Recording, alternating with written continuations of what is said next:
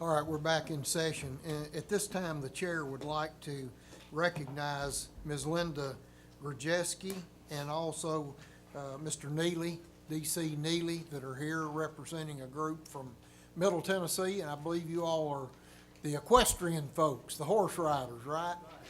Is there anything you'd like to say to the commission? Yes, I've got two reasons to be here today. I'd like to thank you for letting us ride on TWRA property in Lawrence County and Maury County. Thank you very much for that. My request is, I'm chairman of the Mule Day Committee in Columbia, Tennessee. I want to invite you to come to Columbia on the first Saturday in April for Mule Day. That's the day of the parade. So I hope to see some of you there. And I just want to reemphasize what DC said. These trails mean a lot to us. I'm also a member of a social group on the web called Tennessee Trail Riders, and we have 2,863 members, and right here in Middle Tennessee. And I also have a number of groups that come from Alabama, and I lead them on trail rides on our property at Laurel Hill and in Maury County, and we thank you for making that available to us. Thank you all. And Appreciate it. anything we can do to work more cooperatively and help keep the property up, please just let us know. We want to work with you. Thank you, and we appreciate you all taking the time to come down here. Glad you're enjoying the use of the property. Okay, at this time, we'll go to Wildlife Management, Commissioner Teague. Thank you, Chairman Brown. This time I'd like to ask Kirk Miles, Wildlife Program Coordinator from Region 3, to give us a report on the wild hog season on Katusa WMA. Thank you, Commissioner Teague.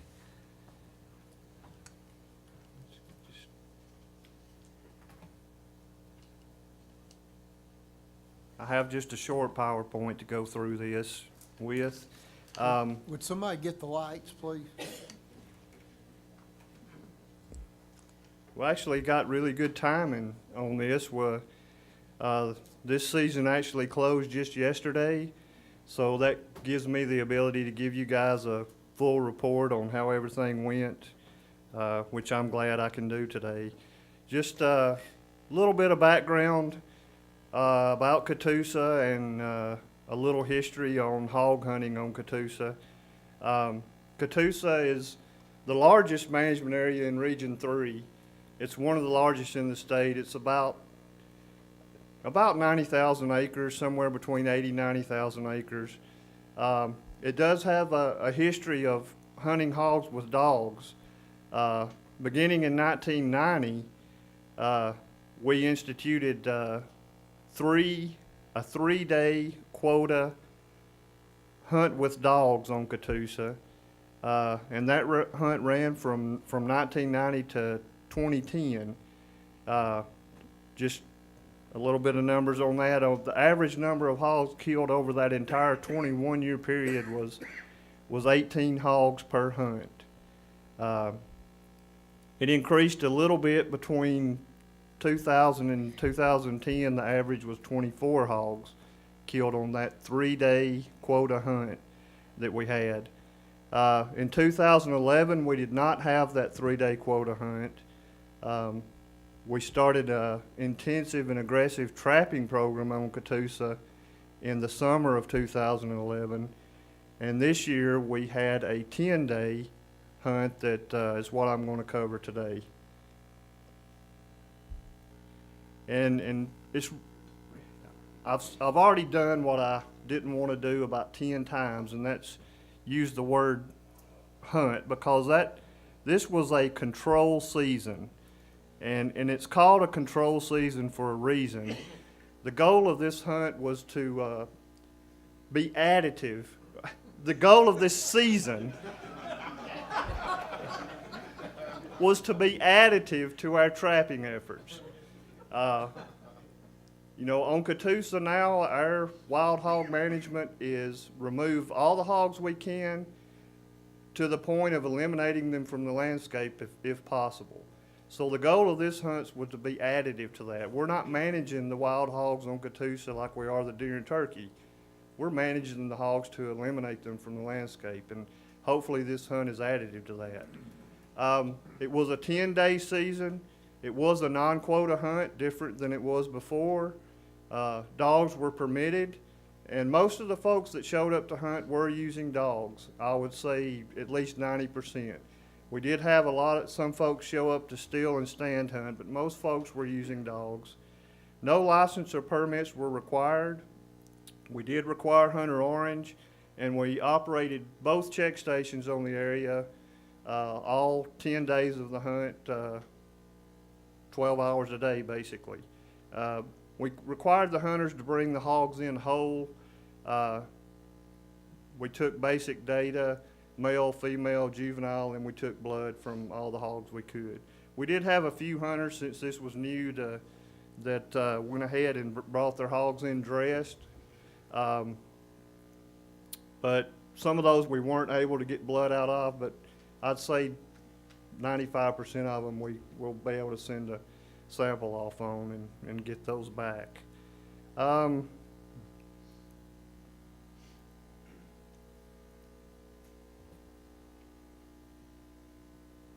don't have this thing on slideshow and I'm wanting it to. I've gone through all that. The two big things, the two big questions: how was participation? Over the entire 10 days, we had estimated 1,565 folks out there after the hogs. That averages out to 157 folks per day. Over the entire 10 days, they killed 36 hogs. That averages out to, it really averages out to 3.6, but I always round up if I can. So that's basically 4 hogs per day. Participation, that level of participation is good. There were a lot of folks out there, you know, pretty much through the whole hunt, and this is pretty much the daily numbers.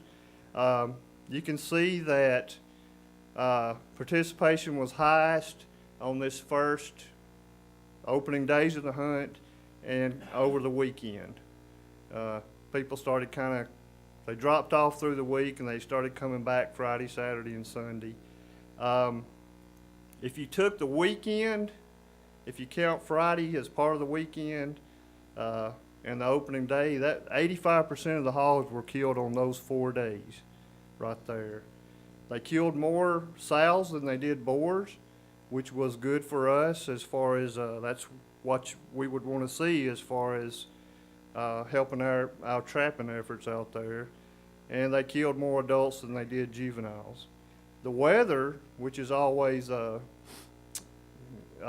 factor in any time you're out there in the chasing wild game, was really good all the way through the first whole week. We started getting weather in Sunday night, and Monday and Tuesday it was really a washout, and we had pretty good weather for the last day on Wednesday. So that's probably part of the reason the participation was lower, and they didn't kill any hogs those last 3 days of the hunt at all.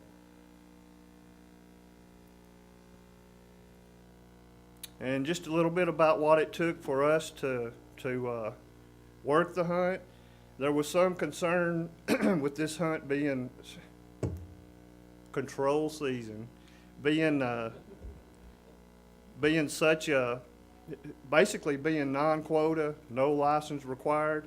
There was some concern that we would have a circus out there, that, you know, even an unsafe condition, but it didn't turn out that way at all. But we wanted to be prepared, so we had really good cooperation with our law enforcement guys in both districts.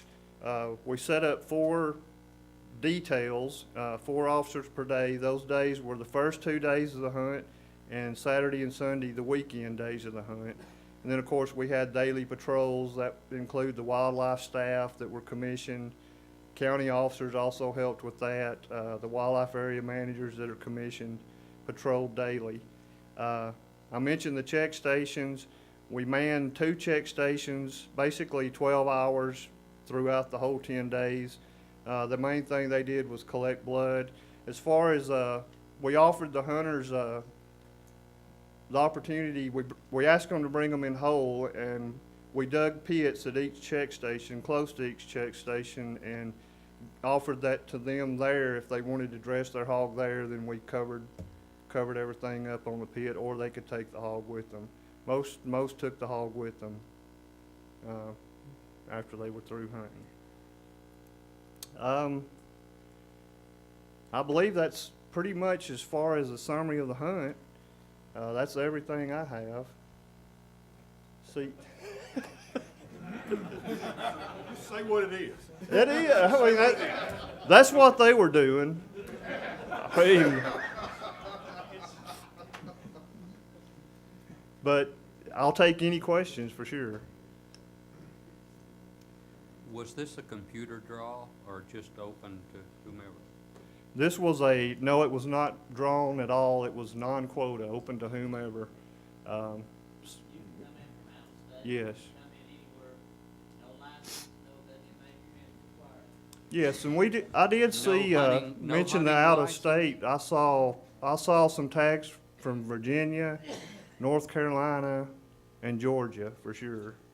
So there was some out of state participation. Three questions. First of all, let's just say that the record can strike everywhere you referred to a hunt and replace it with eradicate the Yes, hogs. sir. It was an effort to help the agency eradicate the hogs.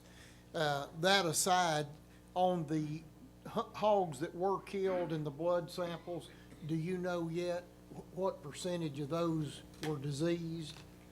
No, sir. On the hogs that were killed on the hunt, it'll take at least, it's been averaging 3 to 4 weeks before we get results back. Okay. The prior results we've had on Katusa, we're running at about a 10% rate of brucellosis, and much lower than that. I think there's been 2 pseudo-rabies, so that would be less than 2% Okay. on that. The other thing, how does this hunt compare as far as the number of hogs that have been killed with the method that the agency was using as far as the trapping that you all implemented last summer? Okay, I kind of expected this question. And I made me some extra little slides here to to explain that, go into that. And I need to talk about what we've done in trapping to help explain that. And I'll call this my yin and yang slide, because when I look at it, I see a year of my life. And the bad part of it is that it was a year of my life.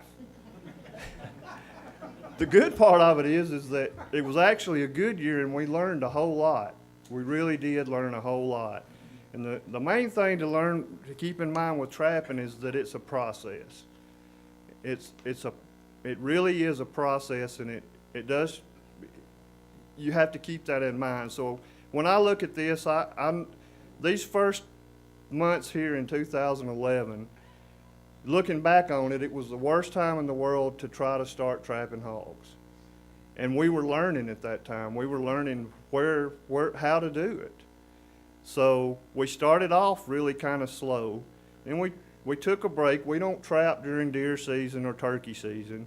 So we start back in January of 2012, and this is where it becomes a process. These 5 months here, because you start out and you have to find where the hogs are. You start baiting them in, so it takes some time to get everything going. And the more you're out in the field, the more hogs you get on bait, the more you learn where the hogs are. So, it takes some time to start getting good at it and getting where the hogs are. And you can see that we kind of did that in those 5 months. And then in the summer, it's just really hard to trap hogs. They stay down in the bottoms. They get much harder to trap. There's probably more food available for them at that time, and they get harder to trap. But throughout that entire period, we've trapped and removed 370 hogs. Our total is 388 because we used some other techniques. We tried some bait, shooting over bait on the area, and we opportunistically shot some hogs as we were working trapping. So, but the number we actually trapped was 370. I guess the best way to compare that, to look at some comparison of that efficiency-wise, is take the hog control season. We had 1575 participants. I'm pretty sure I've got the math right. My wife's a math teacher, and I asked her a few questions about this, but you basically come up with 350 man-hours per hog. If you look down at the trapping, I'm figuring that we spent 4 hours a day, on average, working our traps.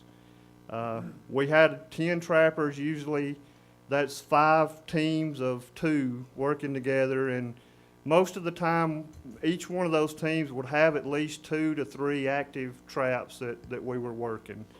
But if, go through that, and that first line here, you come up with 32, that's for that total 11-month period from June 2011 to December 2012, 32 man-hours per hog.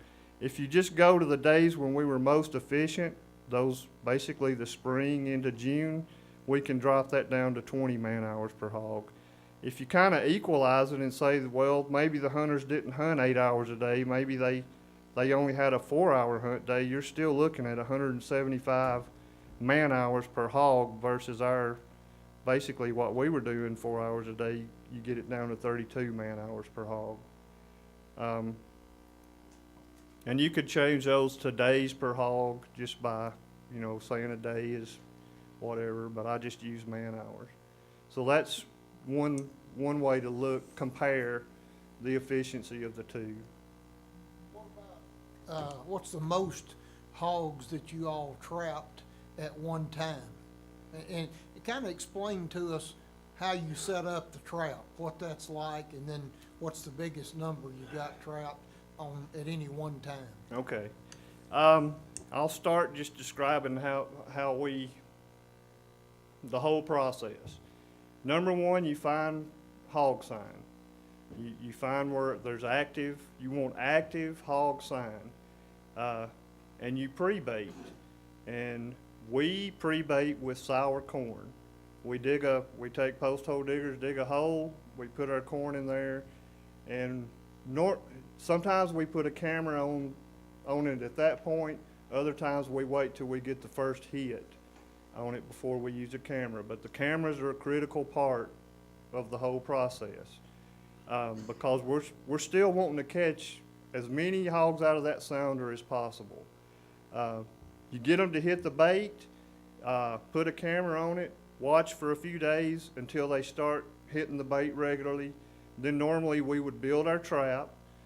We use 16-foot cattle panels, build the trap, and we leave a 8-foot opening, have the camera on it, watch the hogs for a little while more, make sure they're going in, then we'll put the gate on there, watch them some more, and then when they're all going in there regularly, we're ready to go in and catch them.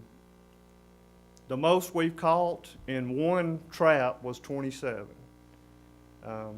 Regularly we caught, it was not anything to catch 10, 15. That was, if I had to say an average, probably 10 on average if you were patient and, waited till you were sure you could get the entire sounder if at all possible. Do you mainly go in and flip the gate trap, or do you have a electronic thing, or what? Both. We mostly use tripwires out on Katusa. We use tripwires, which is basically there's a latch on the gate. You run the tripwire around the trap, and on the back where the hogs, when they go to the bait, they trip it and the gate falls. We also have remote control that you're on site watching the trap, and you hit a remote control and it drops. And Region 2 is currently working with an even more remote system where they have a camera on the trap, and with their cell phone they're able to trigger the trap. You can actually watch it You can watch it at home, trigger the trap, and gosh, your efficiency's gonna really get better with that.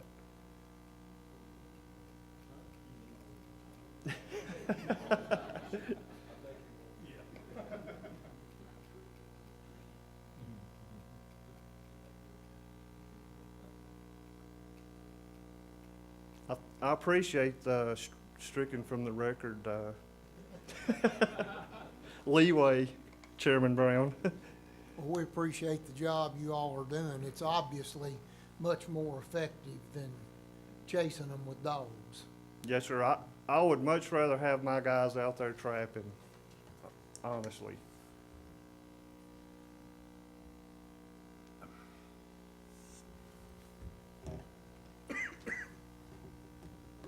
Thank you. Anybody else? Thank you. This time I'd like to ask Daryl Radijak, Chief of Wildlife Division, to discuss the bear season and the history of big game check-in procedures in Tennessee.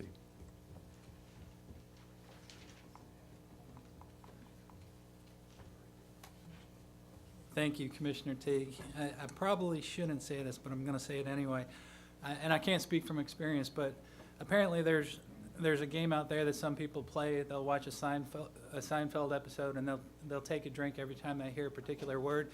If the commission goes back and watches that tape and does it whenever he says the word hunt, I promise you'll have a good time.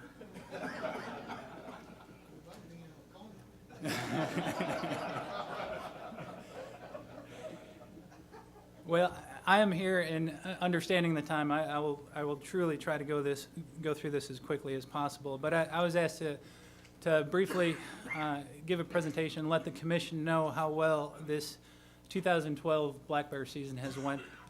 The season just concluded the first week of January, so we do have pretty much all of our harvest results in, and I'd like to share that with the commission. First off, I do want to thank a couple of people that truly did help put this presentation together. Chris Hunter, who is our statewide black bear coordinator, who put a lot of the slides together, and Dan Gibbs, the Region 4 big game biologist, who compiled a lot of that information. I do want to give credit where credit is due. To give a quick overview of how the season went, in 2012, it appears, as of right now, we've killed 397 black bears. It says pending final totals. There may be a tag or two that are still out there. If we eclipse the 400 bear mark, that would not be surprising. I will make note that we have killed in excess of 300 bears every year since 2004. Hound hunting has accounted for almost 80% of the harvest since 2008. Historically, it is a time-honored tradition. That's what the majority of our bear hunters participate in, is some type of hound hunting experience. And I'll show you some statistics on that in just a second. If you're looking to see where most of these bears are coming from, our top 5 counties are all East Tennessee counties. These are our traditional bear counties. Cott County led the way with 85 bears coming from that single county alone. When you think about it, that's a heck of a lot of bears coming out of one county. That was followed by Monroe, Polk, Carter, and Sevier County. If you look at the overall harvest in general, and this is going way back in time, you can see without a doubt, you look at that graph and every person can deduce the same thing, that the bear population is growing. This is our harvest since the early 1970s, and as stated before, ever since 2004, we have killed in excess of 300 bears. The amazing thing about that is 20 years prior to that, we weren't even killing 100 bears. And to realize a 300% increase in our bear harvest, speaking with a lot of the old timers with the agency, I spoke with Larry Markham just yesterday, a lot of them can never foresee killing anywhere close to 300 bears. And to know that we're doing it routinely, and we've even killed as many as 600 in one year, they just cannot believe at the progress that the bear population has seen. Another interesting thing about this slide, and one of the things that truly helps, you can't see it too well, but the black bar is the number of male bears in the harvest, and the grayish bar is the number of females. For the most part, we kill mostly male bears. 60% of the harvest over this time period has been male bears.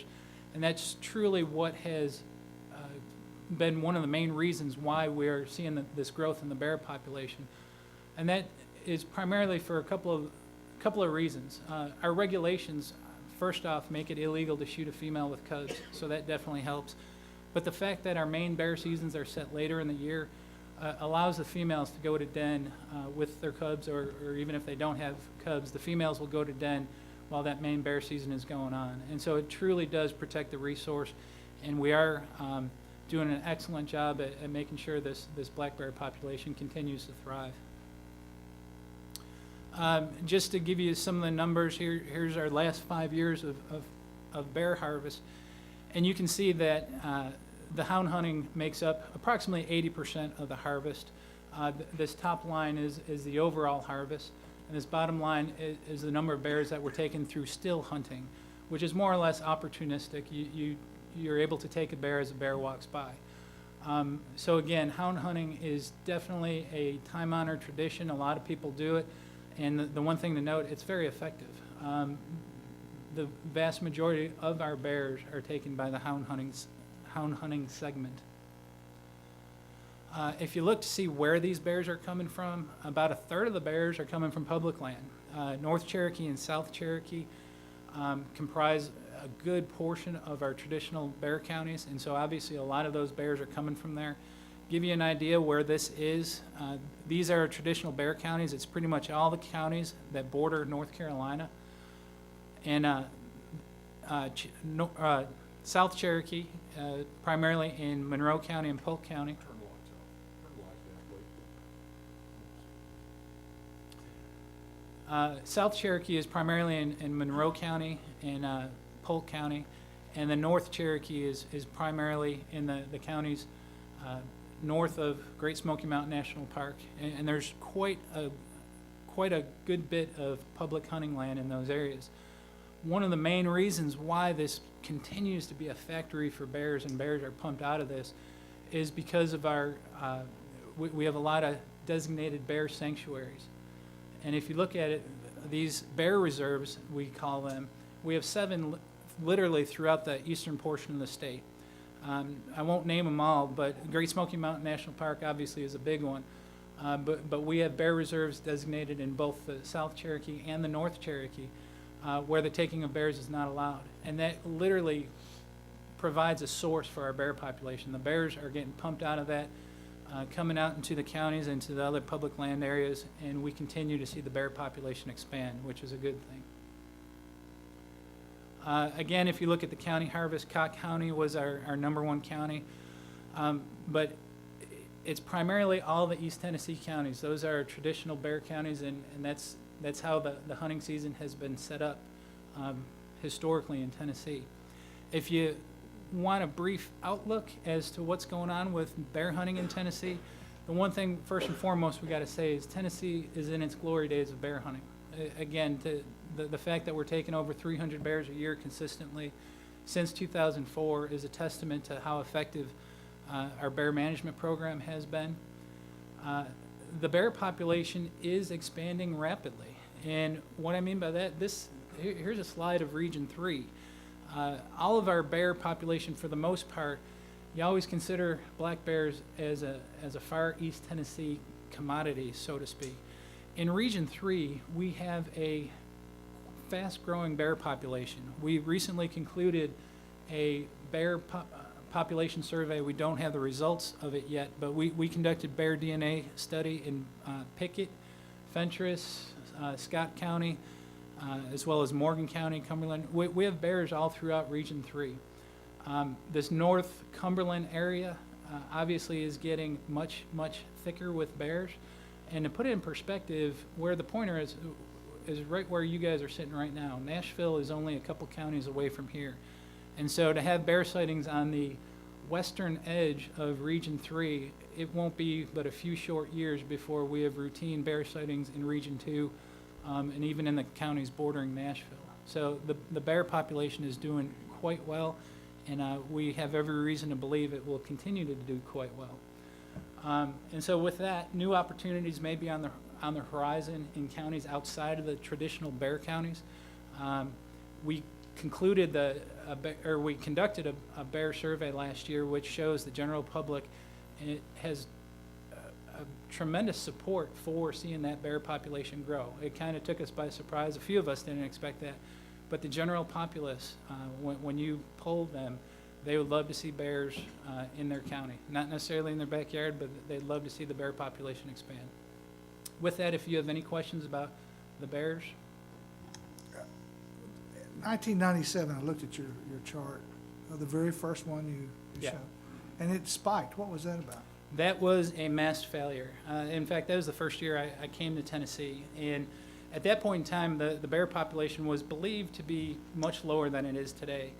And for the longest time, we had only been killing around 50 to 100 bears at most. And then in 1997, we killed, I think, just over 300 bears. And everyone thought we wiped out all the bears. Two things happened. We understood we had a whole lot more bears than we thought we did. But what had happened in 1997 was a mass failure. It was one of the worst mass failures we had. So the bears typically are up in the mountains, inaccessible to a lot of folks, could not find food that year, pretty much range wide. And so they had to come down into the valleys, were way more exposed to the hunters than normal. And so we literally took out a lot of bears. But you'll see within a couple of years, obviously we went down after that, but within a couple of years that bear population built right back up. But that 1997 spike was definitely due to a mass failure.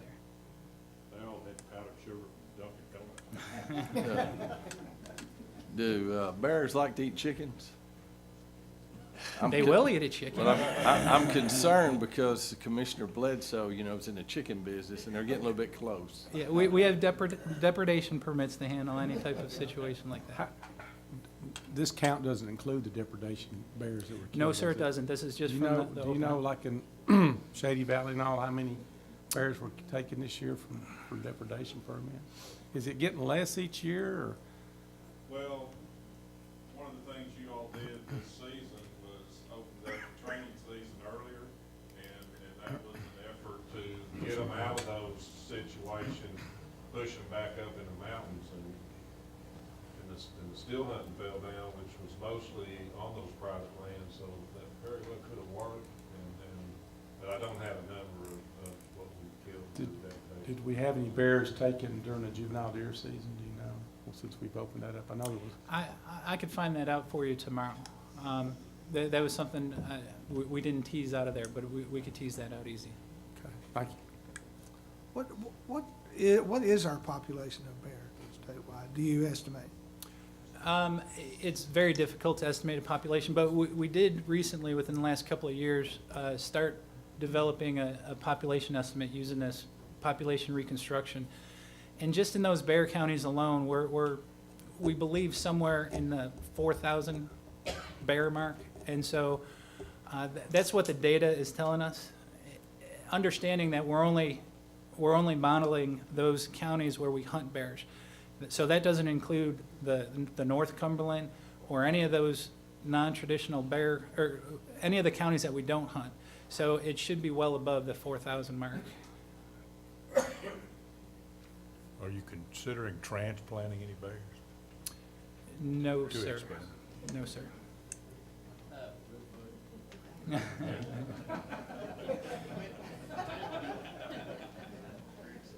DNA surveys that you done up on the plateau, when will they be done? Those hair samples were given to the University of Tennessee. They send those samples up to Canada for analysis. It's dependent on when that gets back. I'm hoping within the next 6 months we would know something. Unfortunately, we're at the discretion of when they get those samples analyzed. You might not know in time to do anything about the season. We will be going through the season setting process, and whether or not the biologists in Region 3 and Region 4 want to recommend any of those counties getting open, we'll use whatever data we have. Does our seasons with North Carolina coincide, or do we have enforcement issues because they don't? Do you know? I mean, because it's right. I may Most have of to those bears defer to are taken John on out on that. the state I line. know December, it's open later than ours. Now, I'm not sure how it mixes during the middle of the season, but I know when we closed around the 15th, 17th, in that range, and I've talked to bear hunters, and I know they go to North Carolina because it's still open, all up to the first of the year. And we extended that 7 days or something like that in December, so there was less of a gap. But I've not really heard that my law enforcement people have. So obviously the bears know where the state line is, and they just kind of get on each side. Some of them do. All right, with that, I'm going to move on to my next presentation. I'm going to give you a brief history of Big Game Check-In, and the main reason I wanted to give this presentation is Steve Nifong, our Assistant Chief of Law Enforcement, will come up and present an amendment to our Big Game Proclamation to change the tagging procedures. But I wanted to give a little precursor of why we're doing all this stuff. And so I want to give you just a brief history of why we have Big Game Check-In. Again, I want to thank Chuck Yost provided some of the pictures and some of the help putting this presentation together, so I wanted to recognize Chuck in this endeavor. First off, why do we check in game animals, in particular big game animals? There's a couple of primary reasons. There's three that I list here. First and foremost, there's a biological need. As wildlife managers, we need to know what's going on out there, and we need to collect harvest data on the animals that we're mandated to watch over. And so this harvest data is critical for us to make some management decisions. Now, the first thing that we get from this harvest data is total number of animals killed. Obviously, there's more animals killed because there's some that aren't reported, but the numbers that we get from collecting this harvest information gives us fantastic trend information regarding what the populations are doing. I just threw up examples of our big three big game species. There's a deer graph right here. This graph here is the bear population, the bear harvest data. And then down here you see the turkey harvest data. And just looking at those three without even looking to see what numbers are there, you could say without a doubt over the last 20 or 30 years that those populations have increased tremendously. And so we're doing a great job at restoring and maintaining these big game populations. So that information is extremely valuable as a wildlife manager. But another thing that we get by requiring people to check in big game animals is the opportunity to collect biological information off the deer. Here's a couple of pictures. We send our personnel out on a couple of days, the high harvest days, to collect this information. And we'll gather anything. If we're working a deer check station, we'll collect antler information, weight information. But one of the key pieces of information that we collect is this age information. And we use that quite a bit in a number of the different species that we're managing.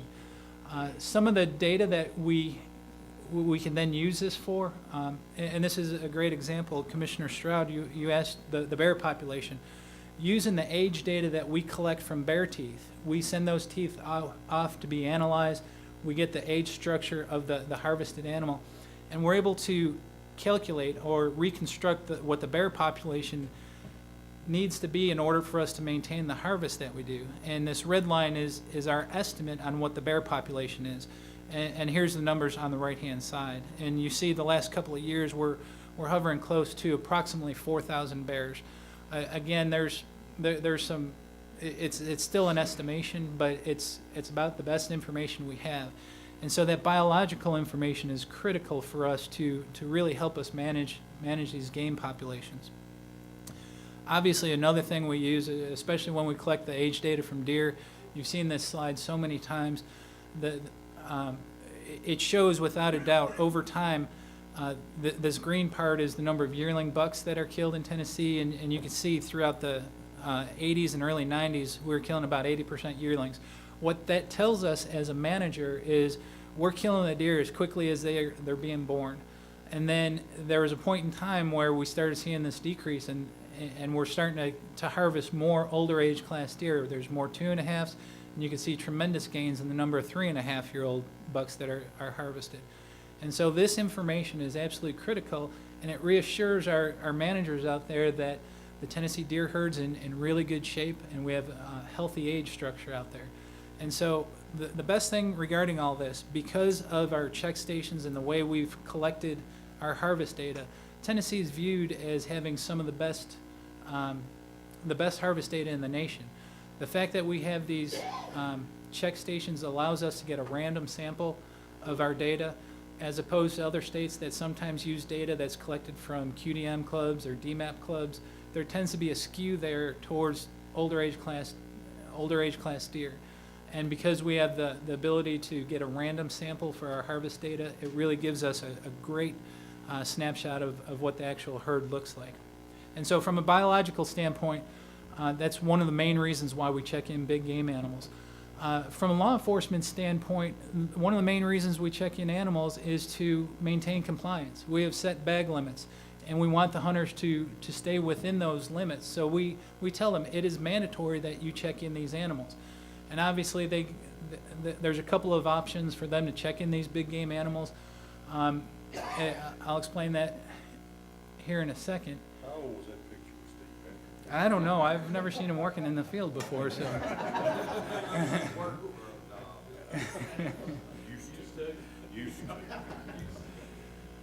But we have these mandatory check-ins, and there's actually a process, and this is leading into what Steve Nifong will be talking about.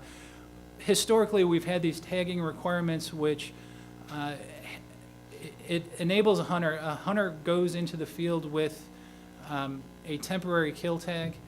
When he harvests an animal, he has to invalidate that temporary kill tag, and that gives him incentive to check it in, because then he'll have to get a new kill tag, which would allow him to go back into the field. And so there's a system of temporary kill tags and permanent kill tags.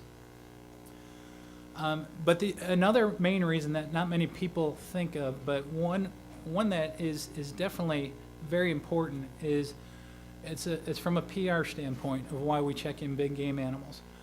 First off, there's tradition. There's deer hunters out there, and I promise I could speak to every officer and every manager within our agency.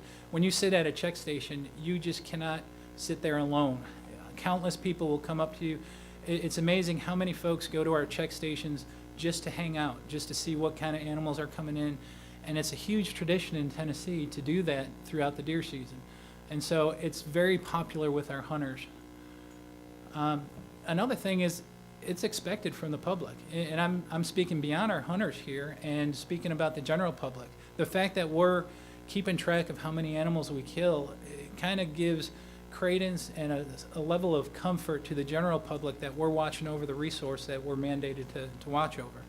And so it has come to be expected. And lastly, it's relatively easy. There was a point in time where it was getting more difficult to check in an animal, but we made some steps to make it easy on our sportsmen, so they could check in a deer, a turkey, or bear in a very easy fashion. And to let you know what the history of that was, ever since most people that work for this agency can remember, we've been checking in big game animals, and we've been using, or we historically use, paper tags. Most of you are familiar with this kill tag book, but our officers used to have to go out and drop off cases of these kill tag books to all of our check stations throughout the state. And as a hunter came in, they would fill out that information, rip it off, and so we had carbon copies of all the animals that were killed. At the end of the season, our officers would have to go back. They would have to go back continuously throughout the season to make sure that the check stations had enough kill tag booklets. And then at the end of the season, the officers would collect them, literally take all those tags to the regional offices where they're sorted. Those paper tags would then get sent to Nashville to be entered in by hand on the computer. As you can tell, this was incredibly arduous. It would literally take months after the season concluded to collect all those tags, to compile them, to get them entered in, and then to compile the data once they are entered in. And it literally took 3 months to do all that stuff, and that's kind of why our season setting falls around the April-May time period, because it took that long to compile all that data. In 2005, we took a huge step. We got rid of the paper tags, and we sent everyone, all the check stations, a POS device. And depending on who you talk to, that acronym could stand for a couple of different things. But one of the greatest things, it was difficult to get it instituted, but once we did, it was phenomenal because no longer did we rely on paper tags. As soon as a hunter went to a check station and checked in that animal, we had the data instantly. That electronic system allowed us to create a website. I was going to show you, but in the sake of time, I won't show you. You could literally look to see how many deer have been killed right up to that minute. And so it allowed not only our biologists to have that information immediately, but this is a website that's open to the general public. And so our hunters could keep track. And they could look up everything from biological data to harvest data to success rates. And so it was a tremendous tool to get all that information instantaneously. It freed up our officers from having to visit all those check stations and collect those tags. And it provided much, much better information to the agency. That's how the system worked from 2005, and we started getting complaints, obviously with the cost of gas going up. We made another big change in 2009. There was a number of complaints that were coming in, and even the commission asked us to address the idea of a hunter not being able to find an open check station, especially after hours or on the weekends. And so in 2009, we opened up Internet Check. And what this allowed to do is any hunter that had access to the internet, if they could not find an open check station, they could simply take the animal home and check it in on the internet. It asked the same questions that would be asked at the check stations, but it provided an out for the sportsman that didn't have an easy way to get that animal to a check station.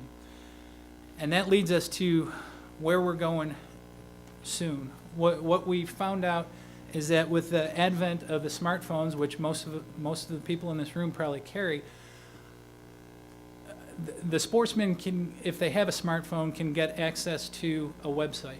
And they can literally check that animal in on the website. But due to the fact that we have these temporary tags and permanent tags, the person using their smartphone is unable to print a tag off, which allows them to hunt again the next day. And so we recognize the need to keep up with technology, and we have been working on a smartphone app for the better part of a year now. We don't have it available for demonstration now, and if it pleases the commission, at the February commission meeting, Mike May promises that we should have a working application that we could show you on the smartphones for next month. But the intention is to give this technology, or to have this technology available for the spring turkey season. With that being said, what we're going to have to do is to make some changes to our tagging regulations. And we have been working, trying to figure out what those changes are. I promise this turkey season might be a little crazy with the changes to these tagging regulations, but we're going to work through this, and we're going to make sure that it's a good move for our hunters. It'll make it easier for hunters to use this technology, and then we'll get it all worked out. With that being said, I'm done with my part to give you the history of this check-in system, and then Steve Nifong will come up and present the changes to the tagging regulations.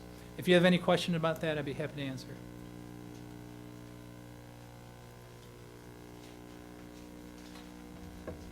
This actually takes you into the next committee. Yeah, Mr. Chairman, the committee recognizes Steve Nifong, Boating Law Enforcement Assistant Chief.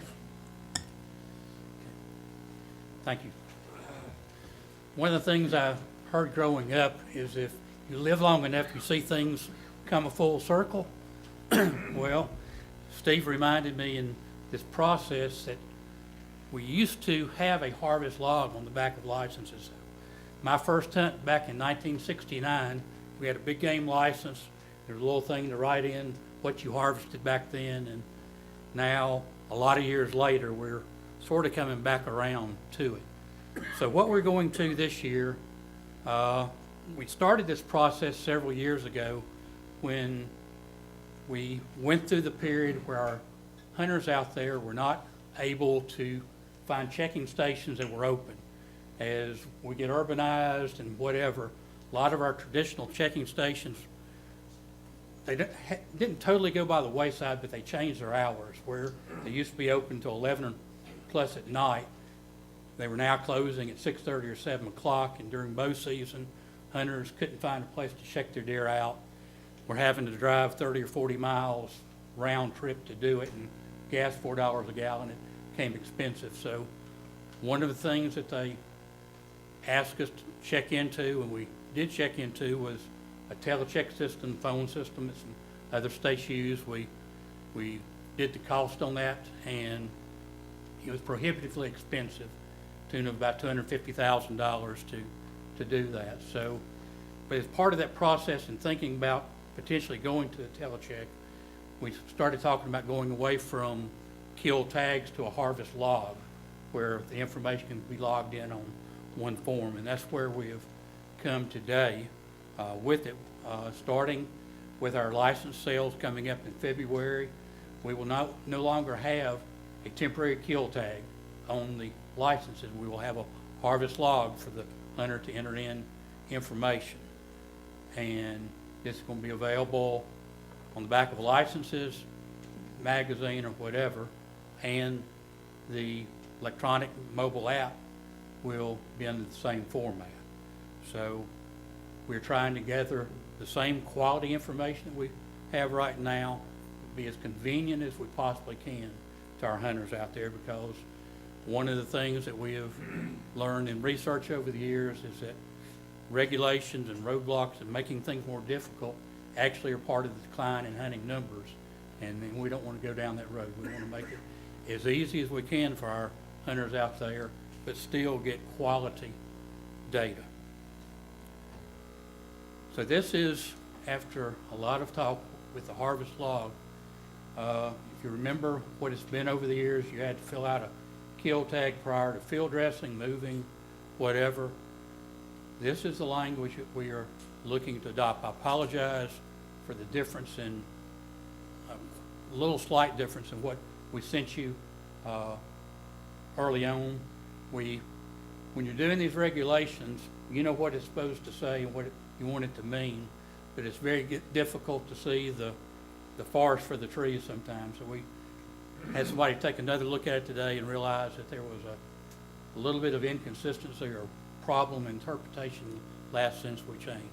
Basically, the way this is going to be, by the end of the calendar day of harvest, all big game animals shall be checked in the approved TWRA checking station, on the TWRA website, by the TWRA mobile application. Evidence of the big game animal species and sex must be available for inspection by TWRA personnel until the animal is checked in. All big game animals taken to taxidermists or to meat processors must be accompanied by documentation on approved TWRA forms or TWRA mobile application, and that would be the harvest logs or whatever is on their license or their mobile app. So this changes the process fairly significantly for our hunters. No longer are they required to fill out anything before they move and transport the animal. All they're required to do is, by the end of that calendar day, to check that animal in at an approved site through the 3 different methods that we're going to have out there for them. There was concern that it may cause some enforcement issues, but quite frankly, we looked into it and we think those are minimum, and to make it as streamlined as possible for the hunters, we think it's doable this way. Our enforcement that we envision doing on this is, if we come upon a hunter out in the field that has a deer, we can take down their TWRA ID number, and then the next day we can check, and if they have not checked in that animal, then they are in violation at that point, and we can go back and deal with it as we see fit. Or even better, with the smartphones that we've given to our officers, if they've got the time, if they're not running to a call or whatever and have the time, they will actually probably be able to check the animal in for the hunter right there on their smartphone if they've got the cell signal. So we feel like we're going to get very adequate compliance with this. It's going to be more streamlined for the hunter, and it's going to be a win-win for everybody. I'd be happy to take any questions if anybody has any. Chief, thank you. Darrell, thank you. Both staffs, thank you. It just as a point of reference, if you, a copy of the proclamation is in your notebook, as has been amended in case you want to see it. We'll open it up You for get a questions. confirmation number? Yes, when you finally check it in, you will get a confirmation number, and if you're using the mobile app, it will automatically self-populate a harvest log on your phone, and one of the neat features on that, it even gives you the ability to go in there, it's what we call a hunter's diary, I think, and actually add information into your diary about the hunt, you know, you're with your son or whatever, so it's an ongoing, Got a picture on there. yeah, diary. If not, you will get a confirmation number and you can write it in on your harvest log. If you're hunting like on a quota doe hunt and you take a doe, can you check it in right then and keep hunting for a buck even though you've not left the field then? Yeah. Okay, Yeah, I mean, cool. you're actually able to sit in your tree stand probably and check out your animal before you even put a hand on it. You can do that now. What's the procedure for taking an animal to a taxidermist if you check it in on a mobile smartphone? Show it to them. Are they going to be responsible for recording for their records? I don't know. I don't even know how y'all regulate. There's 2 or 3 things in the taxidermy rule right now that probably need tweaking a little bit. This is going to require a upcoming rule change on it where we're going to have to go from the verbiage of the big game license number to confirmation number. We're going to have to make some modifications, but all we really need from them is a legitimate confirmation number.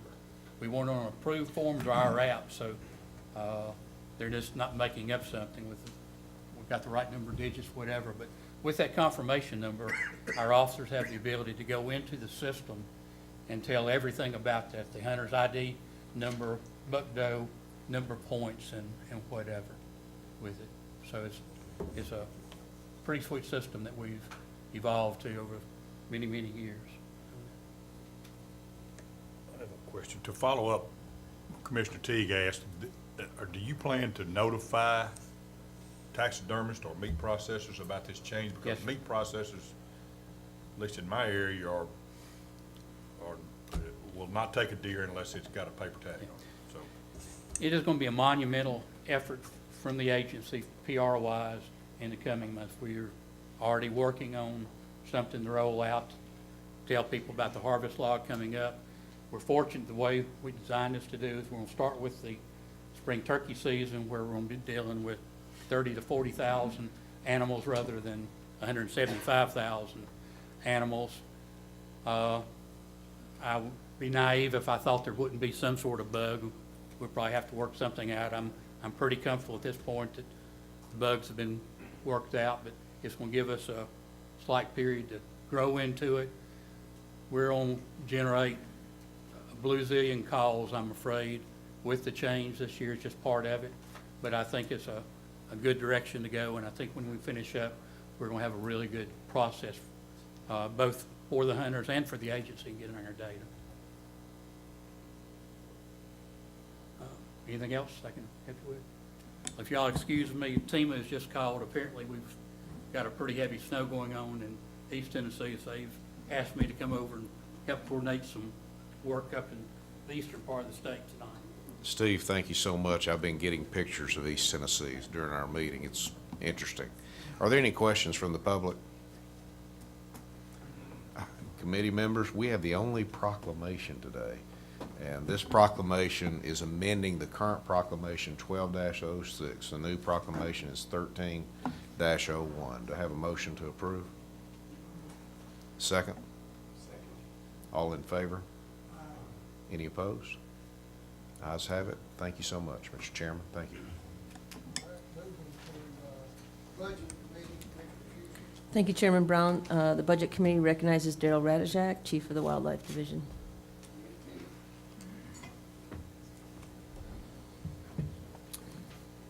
Thank you, Commissioner Schuster. We come before you to request a budget expansion for the West Tennessee Wetlands Forestry budget. The request is to expand the budget by $47,000.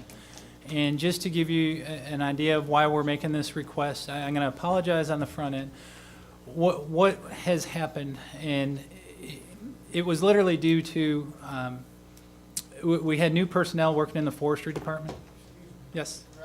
We have a little bit of an error on that last motion that was made.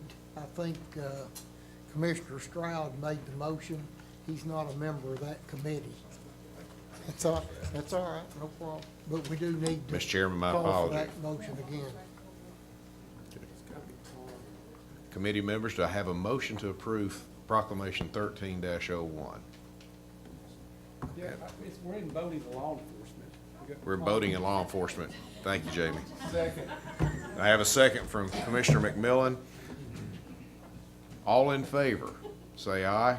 Aye. Any opposed? Mr.